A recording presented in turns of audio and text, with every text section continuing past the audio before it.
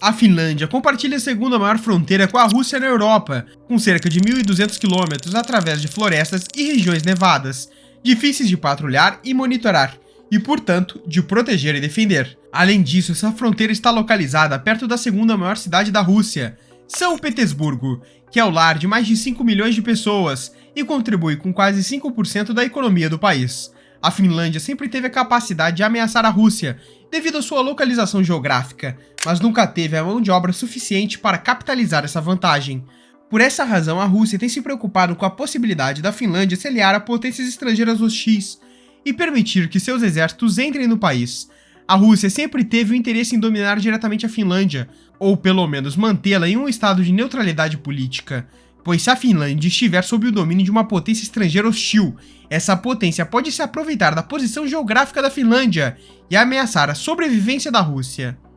Por mais de 200 anos, a Rússia tem se esforçado para pacificar a Finlândia e evitar que ela se una a alianças militares hostis. Essa estratégia teve algum sucesso, mas tudo pode mudar em questão de meses, pois a Finlândia decidiu acabar com a sua neutralidade e se juntar à Aliança do Atlântico Norte, OTAN, junto com os Estados Unidos. Isso pode ser um desastre para a política externa russa, pois as ambições russas no norte poderão ruir, e isso terá um alto custo para gerações futuras. Em primeiro lugar, e acima de tudo, para entendermos, isso acontece principalmente pelo Mar Báltico, pois com a entrada da Finlândia e da Suécia na OTAN, transformará imediatamente o Báltico num mar dominado pela aliança, deixando os únicos pontos de controle russos imediatamente à volta de São Petersburgo, no Golfo da Finlândia, e o seu exclave à volta de Kaliningrado, com as margens norte e sul do Golfo da Finlândia totalmente abaixo do domínio da OTAN, e todo o perímetro do Estreito Dinamarquês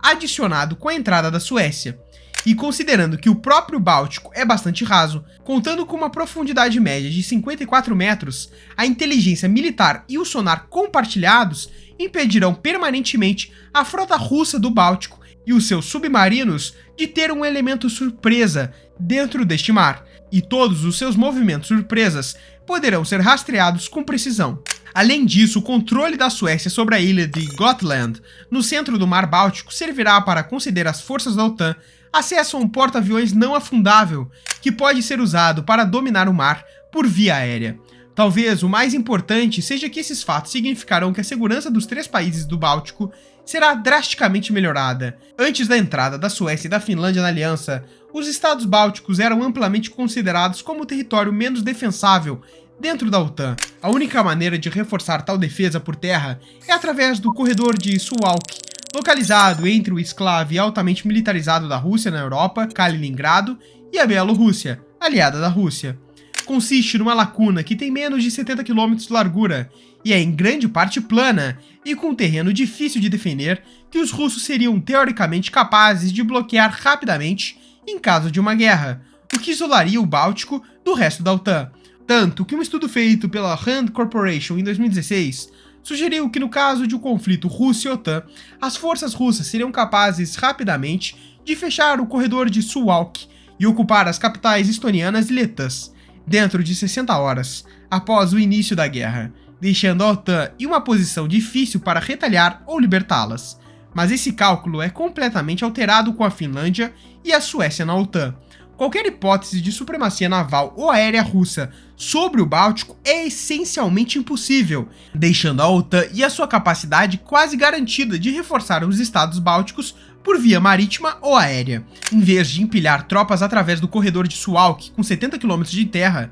Gotland será especialmente valiosa para que se alcance este objetivo, concedendo aviões e navios de guerra à OTAN por meio de uma base operacional avançada para a realização de operações de abastecimento e ataques a alvos russos nos estados bálticos. Mas também há uma fronteira de 1.200 quilômetros com a própria Rússia, com a capacidade de mobilizar e desdobrar forças mais rapidamente nessa frente. As forças finlandesas e suecas poderiam ameaçar diretamente a segunda maior cidade da Rússia, que se encontra quase que imediatamente do outro lado dessa fronteira, São Petersburgo. Mas isso não é mais preocupante para a Rússia. Muito mais alarmante para Moscou é a preocupação com a sua enorme concentração de equipamentos militares e ativos no extremo norte da península de Kola, apenas a leste da fronteira nordeste da Finlândia. A Península de Kola é um dos locais mais fortemente militarizados do planeta, com uma forte concentração do arsenal de armas nucleares da Rússia. Há várias instalações militares de lançamento de ICBM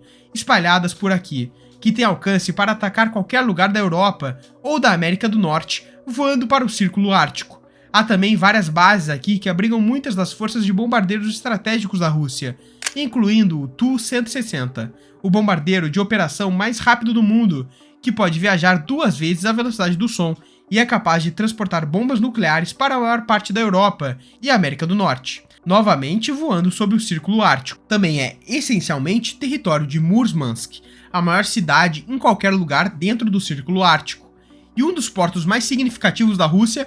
por conta do fato que é a única instalação portuária da Rússia no Oceano Ártico, que não congela durante o inverno devido à corrente polar. Devido a este fato, a frota norte da Rússia está sediada nas proximidades de Murmansk, com várias outras bases operacionais nas proximidades. A frota russa no Báltico só tem um único submarino, atualmente guarnecido ali, e nem sequer tem a capacidade de disparar bombas nucleares. A frota do norte controla a maior parte dos submarinos nucleares avançados da Rússia, incluindo os modernos submarinos da classe Borai, capazes de transportar 16 mísseis balísticos a bordo e até 96 ogivas nucleares. Há também os submarinos nucleares convencionais da classe Yason, que transportam mísseis de cruzeiro convencionais que podem ser usados para atingir infraestruturas de petróleo e gás e alvos costeiros. E ao contrário do Báltico, que é restrito e raso, esses submarinos podem operar através do Ártico, em grande parte com impunidade, e podem até passar pela ampla lacuna de Gilk, que é localizada entre a Groenlândia, Islândia e Reino Unido, a fim de operar no Atlântico Norte. Mas a entrada da Finlândia na OTAN complica enormemente o plano militar da Rússia e a dissuasão aqui. O mais importante a considerar é que todos os bombardeiros estratégicos do ICBM da Rússia e a própria frota norte da Península de Kola são quase totalmente abastecidas do resto do país por apenas uma única rodovia dupla e corredor ferroviário, chamado R21, estendendo-se do norte de São Petersburgo e Moscou.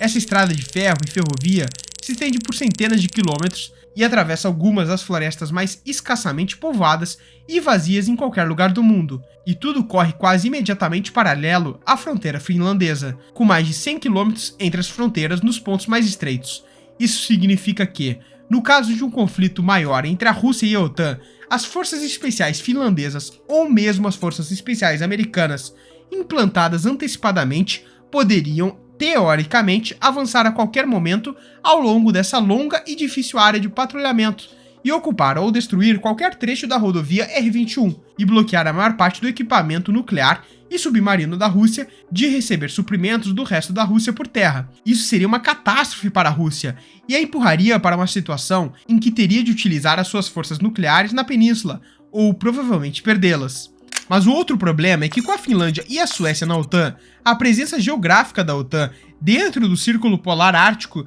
seria muito ampliada, garantindo a toda a aliança uma melhor detecção dos mísseis russos, com sistemas avançados de defesa antimísseis da América e da Europa e a desvantagem é o alerta precoce. É incerto exatamente quantos mísseis russos acabariam atingindo seus alvos antes que os mísseis retaliadores da OTAN atingissem os deles. Quase como um último recurso, a capacidade russa cada vez mais terrível de realmente impactar o Ocidente. Uma vez que a Finlândia entre na OTAN, e se eles acabarem permitindo que as tropas e bases americanas sejam instaladas lá, a capacidade da Rússia de ameaçar o Ocidente com mísseis nucleares e bombardeiros pelo ar será desafiada, e sua confiança em ameaçar nuclearmente com esses tipos de torpedos e submarinos provavelmente só aumentará. Mas não está claro se a Finlândia realmente permitiria forças americanas em seu território de qualquer forma. A Finlândia ainda não quer provocar desnecessariamente os russos, afinal, ela está se juntando explicitamente à OTAN para fins de dissuasão e para proteger seu próprio país de uma invasão, não para lançar um ataque contra a Rússia. Mas afinal, a Finlândia deve aderir à aliança? A Finlândia provavelmente acabará seguindo um caminho semelhante e negará a quaisquer outros membros da aliança o envio de tropas ou armas nucleares dentro de seu país,